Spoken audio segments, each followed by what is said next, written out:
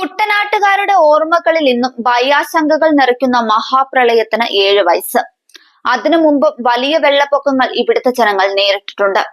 കുട്ടനാടിന്റെ പരിസ്ഥിതി സംരക്ഷണത്തിന് അനിവാര്യമായ ഈ പ്രതിഭാസത്തെ ആ നിലയിലാണ് കണ്ടുപോന്നിരുന്നത്. എന്നാൽ 2018-ൽ തങ്ങളുടെയും ഉറ്റവരുടെയും വളർത്തു മൃഗങ്ങളുടെയെല്ലാം ജീവൻ അപഹരിക്കുന്ന തരത്തിലേക്ക് കുത്തിയൊലിച്ചെത്തിയ പ്രളയജലമുണ്ടാക്കിയ പരിഭ്രാന്തിയുടെ ദിനങ്ങൾ ഇന്നും ഭീതിയോടെ ഓർത്തെടുക്കാൻ ജനങ്ങൾക്ക് കഴിയുകയുള്ളൂ.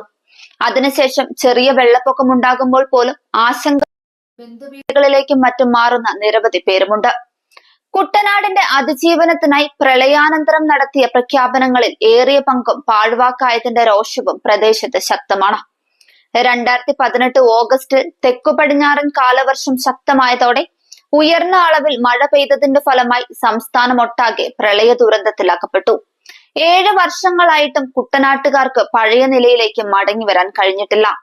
പ്രളയക്കെടുതിയിൽ അകപ്പെട്ട കുട്ടനാട്ടിൽ നിന്ന് വെള്ളം ഒഴുക്കി മാറാൻ ആഴ്ചകൾ കാത്തിരിക്കേണ്ടി വന്നു. അന്നുവരെ സ്വരുക്കൂട്ടിയതെല്ലാം പ്രളയജലം കവർന്നെടുക്കുന്നത് നിറകണ്ണുകളോടെ നോക്കിയിരിക്കാൻ മാത്രമേ കുട്ടനാട്ടുകാർക്ക് കഴിഞ്ഞുള്ളൂ. ദേശീയപാതയോരങ്ങളിൽ ഉൾപ്പെടെ തമ്പടിച്ച ദുരന്തബാധിതർ ക്യാമ്പുകളിൽ അഭയാർത്ഥികളായി മാറി. ഒരു നേരത്തെ ആഹാരത്തിന് ക്യാമ്പുകളിൽ കാത്തുകെട്ടിക്കിടക്കുന്നവർ, തലചായ്ക്കാൻ ഒരിടം തേടി അലയുന്നവർ, പിഞ്ചുകുട്ടികൾ, ഗർഭിണികൾ, വയോധികർ, അംഗപരിമിതർ, സ്ത്രീകൾ എന്നിവർ പ്രളയദിനത്തിൽ ഭീതിയിൽ കഴിഞ്ഞുകൂടി. പ്രളയഭീതി അകന്ന് ആഴ്ചകൾക്ക് ശേഷമാണ് കുട്ടനാട്ടുകാർ തിരികെ വീടുകളിലെത്തിയത്. ഒട്ടുമിക്ക വീടുകളും പൂർണ്ണമായും ഭാഗികമായും തകർന്ന കാഴ്ചയാണ് കണ്ടത്. മുഖ്യമന്ത്രിയുടെ ദുരിതാശ്വാസ നിധിയിൽ സഹായ പ്രവാഹം എത്തിയതോടെ സമഗ്ര വികസന പദ്ധതികൾ പലതും ആസൂത്രണം ചെയ്തു. ലൈഫ് ഭവന നിർമ്മാണ പദ്ധതികൾ ഉൾപ്പെടെ മന്ത്രിസഭാ യോഗത്തിൽ പ്രഖ്യാപിച്ചു. കുട്ടനാടിനായി പ്രത്യേക പാക്കേജുകളും പ്രഖ്യാപിച്ചിരുന്നു. 2 ജില്ലകളിൽ നിന്ന് ഒഴുകിയെത്തുന്ന വെള്ളം ഉൾക്കൊള്ളാൻ കഴിയാതെ ആഴ്ചകളോളം വെള്ളത്തിൽ മുങ്ങിക്കിടക്കുന്ന കുട്ടനാടിനെ പുനരുജ്ജീവിപ്പിക്കാൻ കൊണ്ടുവന്ന പദ്ധതികൾ പലതും പാഴാക്കുകയും പതിരാക്കുകയുമാണ് പിന്നീടുണ്ടായത്. കാലവർഷക്കെടുതികൾ ഉണ്ടാക്കുന്ന ദുരിതത്തിന് ഇന്നും മറുതിയില്ലാതെ മുന്നോട്ടു പോകുന്നു.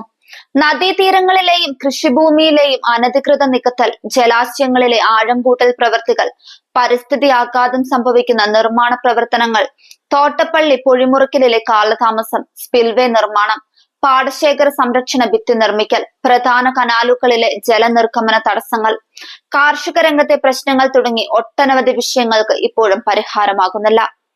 കുട്ടനാട്ടിലെ രാഷ്ട്രീയ, സാമൂഹിക, സാംസ്കാരിക, സാമുദായിക സംഘടനകളും പരിസ്ഥിതി പ്രവർത്തകരും ഇതിനെതിരെ പലവട്ടം പ്രതിഷേധങ്ങൾ സംഘടിപ്പിക്കുകയും നിവേദനങ്ങൾ നൽകുകയും ചെയ്തിരുന്നു. കുട്ടനാട്ടുകാരുടെ പരാതികൾക്കും പരിഭവങ്ങൾക്കും ശാശ്വത പരിഹാരം കാണാൻ കേന്ദ്ര സംസ്ഥാന സർക്കാരുകൾക്ക് കഴിഞ്ഞിട്ടില്ല. അടുപ്പിച്ച് മഴ പെയ്താൽ അരയോളം മുങ്ങുന്ന അവസ്ഥയാണ് കുട്ടനാട്ടിൽ നിലനിൽക്കുന്നത്. ഇക്കുറി കാലവർഷം ശക്തി പ്രാപിച്ചതിനു ശേഷം 4 പ്രാവശ്യം വെള്ളത്തിൽ മുങ്ങിയിരുന്നു. 2 ദിവസമായി പെയ്യുന്ന ശക്തമായ മഴയിൽ വീണ്ടും വെള്ളപ്പൊക്ക സാധ്യതയേറിയിട്ടുണ്ട്.